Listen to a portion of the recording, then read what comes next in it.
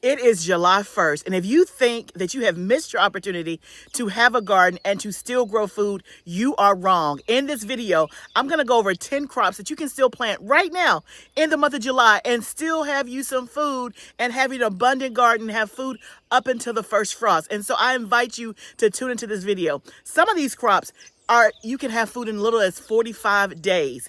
So I'm going to go through the list of 10. I'm going to give you specific varieties for some of you that may be struggling with, okay, well, which variety? I have a container or I have a small space. I'm going to go over all of that in this video. So if this is your first time landing on my channel, welcome to A Gardener's Journey Homestead. My name is Barbara. I live in the state of Tennessee, which is in Zone 7B. I am so glad that you're here. Please say hello down to me in the comments so I can say hello back to you, and let me know what city, state, or country you are tuning in from. And for those that have been here, thank you so much. We have a lot of new people that have been around. Y'all, I did a very similar video last month in June about 12 crops or 15 crops you can plant in the month of June. I'll pop that up here. It went bananas. And so a lot of you are new here from that video, and I'm so glad that you're here. But I want to appeal to you that if you wanted to have a garden this summer and you feel like you're behind, maybe life started lifing, maybe you just haven't had your act together, but you still want to grow a garden, I want to give you hope that you still can. You still have a garden starting right now in the month of July. And for those of you who have already started your garden, some of these crops that I'm going to go through, literally all of them I'm going to go through, if you have not planted them as of yet, you can go ahead and add in another succession in your garden or plant them again or plant them for the first time if you still have space. And so I am excited because I love gardening. I love teaching you how to garden, and I don't want anyone to not have hope that they cannot have food for their family. So y'all, today in Tennessee, it is hot. The reason why you see me standing amongst the green stalks is not just for this beautiful foliage behind me, but because this is the direct spot where there's a little bit of shade and I'm not in the direct sun. So I won't be moving around as much as I normally do in this video, but I want to get you this information. So let's just jump and dive right in. So the first thing before we talk about the 10 crops that you can plant right now in the month of July, let me give you some parameters and things to think about. So if you are a new gardener or beginner, the first date that you need to know is your estimated first frost date. This is how I'm able to tell you what you can grow in July, right? I'm not just pulling it out of my head. I am giving you hard facts based on your estimated first frost date. Now, if you don't know what that is very simple problem to fix. All you got to do is ask Google. You can say, hey, Google, when is my estimated first frost for zip code 12345? You just put in your zip code. Or you can go to the Farmer's Almanac. You can do a search, all the things. Now, if you're in my zone, Zone 7, our estimated first frost date is October the 20th, somewhere around in there. Now, I did do a quick little Google search because I know that many of you are tuning in from zones that are different from mine. And so I went to the extreme and I went to Zone 3, which is one of the coldest zones and has one of the shorter growing seasons.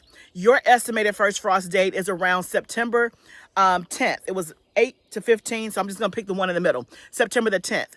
And so at the time of this video on July the 1st, you have about 70 days until your first frost. And so that's the number that you need to keep in your mind, because as I go through the varieties, I'm going to also tell you how long they take to harvest or days to maturity before you put a seed in the ground. When can you harvest it? Okay. So even if you're in one of the coldest zones, which is Zone 3, and your first frost is estimated to be around September the 10th, there are still some things that you can grow right now in the month of July. You just got to make sure that you have at least 70 days to grow that crop. So if I talk about a crop that's over 70 days, and I don't think there's anything on this list, then just know you may be a little risky to grow it or not. But I think everything that I'm going to go through is 70 days or less. That means that for anybody tuning in under the sound of my voice, you should be able to grow these crops in the month of July. So that is our outtake of where we're starting. So for me in Zone 7, I have a very long growing season, very long. And so I have 112 days until my estimated first frost date, until October the 20th. And so everything on this list I can grow, and I can get in a second succession in August if I wanted to for some of these things, right? So that is how you can know with confidence that you can still plant something, is that these things can mature and be harvestable before the first frost comes. Now, keep in mind, the first frost date is an estimate, right? It can come before that or it can come 2 weeks after that. But I use that as a number to guide us, okay? So let's jump right in onto crop number 1. Out of the 10 crops you can grow in the month of July, let's start with number 1. Crop number 1 is one of my favorites, and that is green beans. Y'all, green beans is one of those crops in the garden that when you just have like a little corner of a space, you can throw a green bean seed in there. But if you want green beans in abundance, let's say you have a whole bed that's left over. So a lot of us have harvested our onions. We've harvested our garlic. So we have beds that are open. So this is a great time to replant those beds, and don't leave them bare until September, October, when you can have more food, right? And so that's why I want to do this video, to let you know that you can fill up those beds. If you harvested your onions and garlic, this is a perfect way to fill up the beds, starting with green beans. Green beans, you can have green beans as little as 55 to 60 days. Yes, 55 to 60 days. Now, the variety that I grow and that I love is called Jade. And so the green beans that I typically grow are bush green beans. But if you are more of a pole green bean variety, you can also grow those in the month of July as well. Other varieties of green beans that you can grow are Blue Lake, that is a bush variety, and then there are some pole varieties, Provider, Contender. There's many different kinds of green beans. And so if green beans is something that your family eats, that is a great crop to go to grow right now. And again, like I said before, if you have like a little corner of a space that maybe you pulled up a plant that wasn't doing well and it's not a lot of space, go ahead and throw you some green bean seeds in there. They only have to be 6 inches apart, and you can have green beans either fresh or put up some in the freezer for the rest of the year for your family. So that is crop number 1. Okay, crop number 2 that you can grow in the month of July are cucumbers. Cucumbers are fast growing. And if you started cucumbers like back in May and you already have cucumbers in your garden, by now they're probably starting to look a little bad. Like you're seeing the yellow and the brown spots. Cucumbers grow very, very well. They are quick to grow, but they do not have a long lifespan. It is very rare that you're going to plant your cucumbers in April or May and they're going to last you all the way to September, October. And so for me, I just do a succession every single month. My cucumbers right now are producing so much, but they are starting to not look as great. And so in the next couple of weeks, I'll pull those out because I already have some cucumbers already started to replace them, right? And so one of the things that I want to encourage you is that when you are a gardener, you definitely need community. And so I would invite you, even right now, to go ahead and click that subscribe button and be a part of this community so that I can help guide you, teach you on your gardening and homesteading journey. And not just me, but everybody else who's in the comments, right? It's not just me. It's all of us working together, sharing our experiences to help each other. Now, back to cucumbers.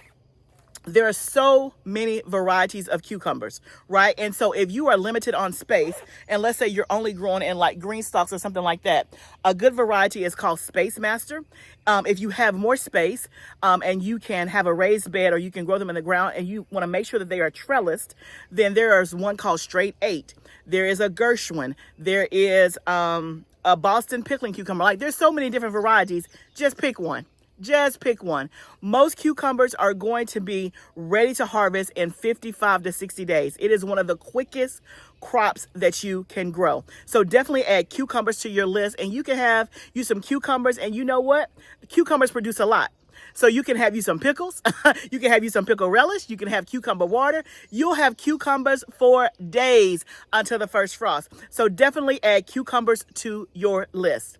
Now let's talk about crop number 3 out of the 10 crops that you can grow this month in the month of July. Crop number 3 is an herb that's one of my favorites, which is basil. Basil grows really, really fast and it loves the heat. And so you can have basil in about 50 days.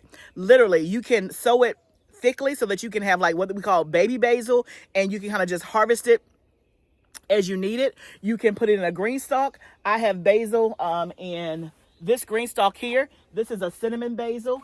I have Genovese basil. I have Italian basil. I have lemon basil. Like there's so many different varieties and kinds, but all the basils are going to grow fast. And so if you've been buying those little packs at the grocery store, you know them little packs, little plastic pack, and it got like 5 leaves of basil in it and you paying $5. Don't do that. Don't do that. Or, because I know some of you like, I would never.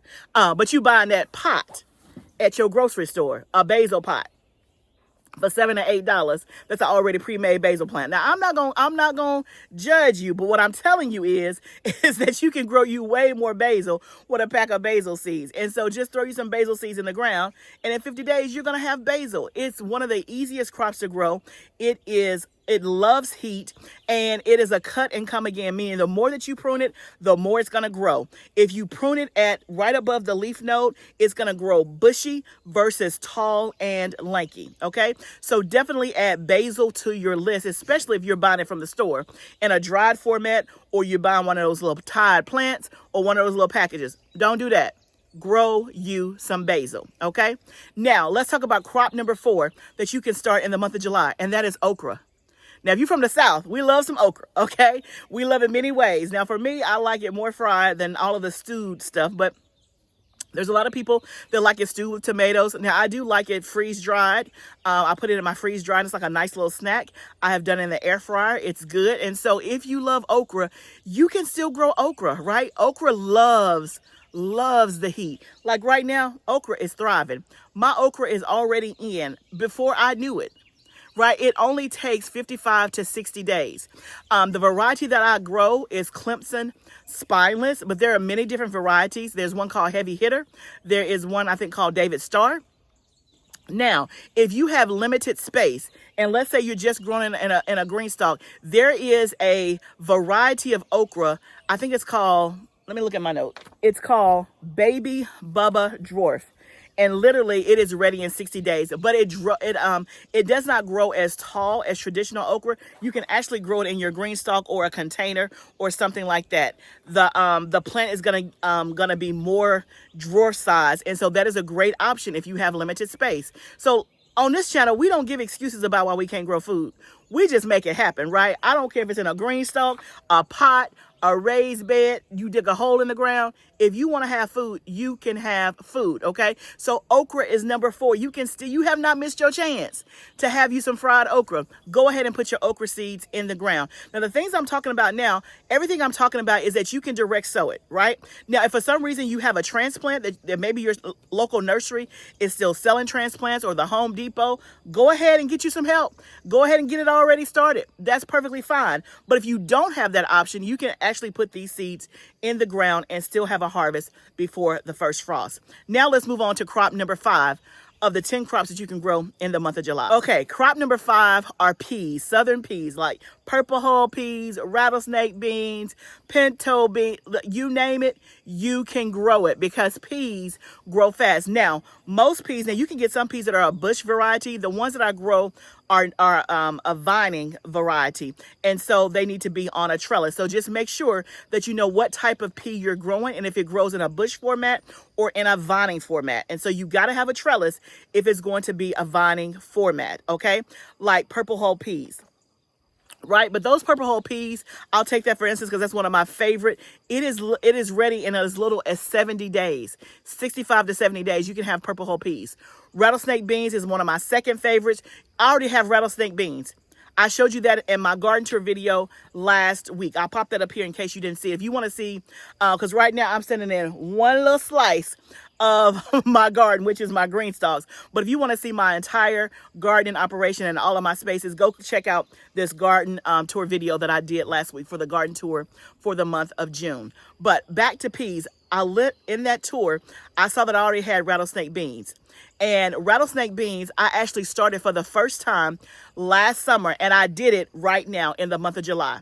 So if you were to go all the way back through my videos in the month of July, you will see me just starting or putting rattlesnake beans in the ground. And I had rattlesnake beans to harvest before the first frost. Okay, so if you like peas, this is a great time to get them in the ground, and they love heat. So y'all, we've already talked about 5 crops that you can grow right now in the month of July. But guess what? We have 5 more because I want you to have not only some vegetables. I've already given you a herb, but wait to the end. I'm going to show you or tell you 2 flowers that you can grow in the month of July. So we're going to give you food, beauty, and health when it comes to the herbs. So let's move on down to crop number 6. Crop number 6 is summer squash, or like a yellow squash. Now, again, if you have been growing squash already in May, I guarantee you probably by now you got squash bugs, you got squash vine borers, or you got some type of pest or disease on your plants. Rip that stuff out and start all over again. Especially if you're in a long growing season like me, I can do 3 rounds of squash in one summer. So already my squash is going to be pulled out this week because it's starting to look bad. But guess what? I already have some squash transplants, seeds that you and I started together about 3 weeks ago because we knew this day was coming. They're on my table right now, ready to go out. And so I'm already prepared. But if I did not have those starts, all I got to do is go put some squash seeds in the ground. There are many different kinds of yellow squash. Pick one and just put it in the ground, okay? Crop number 7 is a squash's cousin, which is zucchini. So if you prefer zucchini over squash, I prefer squash over zucchini, but if you like both, then you can do both, or if you prefer one or the other. But zucchini, again, is the same habit as squash. It is going to take about 50 to 55 days to grow, and you will have zucchini. Now, I do dark green zucchini variety, and then I also do a hybrid called Dunja. But there are many different kinds. What did I say? Just pick one. Just pick the one that you like and it will grow. Okay. So number 6 is squash. Number 7 is zucchini. Now let's talk about number 8, which are small melons. Yes. You have not missed your opportunity to have some fruit this summer. I want to go specifically over some varieties because I want you to make sure, because again, if you're growing like huge watermelons, you may not have enough time for that depending on where you live, because huge watermelons can take 100 days or so. So even for me, I have 112 days left. If I put let's say a crimson sweet watermelon, which is a huge watermelon, if I put that seed in the ground today, I'm a little dicey on whether or not I will have a fully ripe watermelon by the time the first frost comes. Even though it's 112 days and it may take 100, you got to keep in mind that as the summer goes on and we get more into the fall, September timeframe, the days are going to get shorter, so the sun is not going to be out as longer. And so when it's crops like that, I usually tack on a couple of extra weeks just because the conditions are going to change and they're not going to have as much sun and heat as they do in the month of July. So that's why I'm focusing today on small melons, things that'll grow much quicker than a large melon. And so here's some small melons that I want to give you some variety names that you can check into that may be helpful for you to grow right now. So a small melon, and I'm doing it for the first time, so I'm doing it along with you. I actually started my seeds last week and I actually put them in the ground, my transplants in the ground, actually yesterday. But one is called Minnesota Midget. It is a small personal size cantaloupe. I cannot wait to see what happens. I just did it, but it takes, it's small, it's 4 to 5 inches. It is perfect for a short growing window. And then some of you may not have a large family. And so maybe it's just you and you don't want to grow a large or have like tons and tons of cantaloupe. This is a perfect way to still have some fruit, even if you're just by yourself or you don't need as much as somebody with a large family. So Minnesota Midget is the variety, and it's a small personal size cantaloupe. Another one is called Sugar Cube, which is a cantaloupe variety as well. That one also has a short growing window. So these are guys, so the short, the Minnesota Midget is about 65 days. The Sugar Cube is about 75 to 80 days, okay? And then the last one is called Hell's Best. That's the one that I have in my outside garden. That takes about 80 days. The Hell's Best is going to be a traditional, regular size cantaloupe, and you're going to get several of them. So 80 days it takes. So again, know your bookends, okay? Know when your estimated first frost is. For me in zone 7, I have 112 days. If I wanted to do the Hell's Best, I feel confident that I can still do it because I have 80 days. That if I tack on an additional 2 weeks, that would be 94 days. I'm still 20 days below the radar, okay?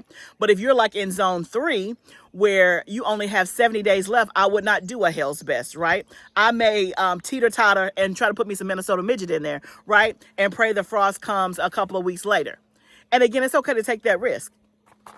It's all depending on your preference. And then the very last small melon is a watermelon called Sugar Baby. It is kind of like, I would say, the cousin to Minnesota midget. It's a watermelon, not a cantaloupe, but it is a personal size, small watermelon. I have grown them several times, and they have a short growing window, and they're ready in about 70 to 75 days. And so those are some options for small melons, which is number 8. So y'all, I hope that you're feeling encouraged by this point of the video. I hope that you're feeling inspired that I did not miss the window. I can still have food. Or, you know what? I got some space from these onions and garlic. Let me throw some of this stuff in here. Yes, you can. So now we're down to the last 2, number 9 and number 10, and both of those are flowers. Number 9 are zinnias, one of my favorite flowers. And the reason why I love zinnias is because it kind of meets you where you are, because it has so many different colors.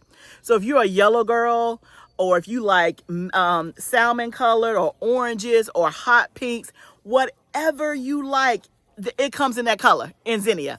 And zinnias are so easy to grow. And they keep on giving. The more you cut them and bring them in your house, the more they produce. And they will produce all the way up until the first frost. And so maybe you don't have any flowers in your garden right now. Like you see right now, I love flowers. I have this beautiful yarrow, which is becoming one of my absolute favorites. I want to take this in the house and put it in the vase, but I also love it out here. But I'm like, I know that if I cut it, it'll grow more. But I absolutely love that yarrow. But I love zinnias. So back to zinnias. I grow them in all different colors. And so zinnias definitely added to your list. And then number 10 are sunflowers. I mean, who can look at a sunflower and be mad? Sunflowers automatically put a smile on your face, right? And again, they come in different colors as well. They don't just have to be yellow with the dark center. They can be yellow with the yellow center. They can be white with the yellow center. They can be autumn red. They come in so many different shapes and sizes. You can do a dwarf sunflower. You can do branching sunflowers. You can do a pro cut. But no matter what kind of sunflower you do, it's going to be ready in about 50 to 55 days. That's right. So can you imagine this time next month going out to your gardening space and you have green beans that's about to bud. You have your peas getting ready to vine up on the trellis, right? You see your little cantaloupe forming. It is possible, y'all. And then, by the way, you see some zinnias and sunflowers by the end of next month. Wave it in the background. It is still possible. You have not missed the boat. You can do this, okay? So I just gave you 10 things you can plant right now in the month of July. So my question is, which one are you going to plant? And what are you waiting on? Let me know. Meet me in the comments. Let me know which one of these was an aha moment for you, or you're like, I'm about to do that. Let me know in the comments. I cannot wait to hear what you guys are going to grow. I cannot wait to hear the stories of, I'm so glad that you told me I had more time, because I know how it feels when you feel like, oh, I've missed the window. Nobody wants to have FOMO, fear of missing out, right? You didn't miss out. You did not miss out. These are 10 things you can still grow in the month of July. I hope that this video was helpful for you. Let me know in the comments if there's any questions about varieties or anything that I mentioned. Put it down below. I will meet you in the comments. And if you have not subscribed to my channel, I would love for you to be a part of this community. Let me tell you, what you saw today is just a piece of what you're going to get if you join. Remember, y'all, gardening is a journey. Let's do it together. I'll see you next time, friend. Thanks so much for stopping by our channel. And if you would, take a moment and go to our website at livingfoodsfarm.com. You can see all of the latest YouTube videos in case you missed one. You can subscribe to the channel, sign up for our email list, as well as join our YouTube membership. Also, we have many items for sale under the shop tab. You can go to kitchen or to skin and body, depending on what you're looking for. We source many of the items right here from things that we grow on the farm, or we buy from an organic source. We also have digital resources as well that you can instantly download. We have everything from seed starting calculators, how to build healthy soil, as well as 2-hour classes, replays on sourdough, canning, and fall gardening, and how to start your garden for the very first time. So go take a look, see if there's anything that you would be interested in, and thank you so much again for stopping by our channel.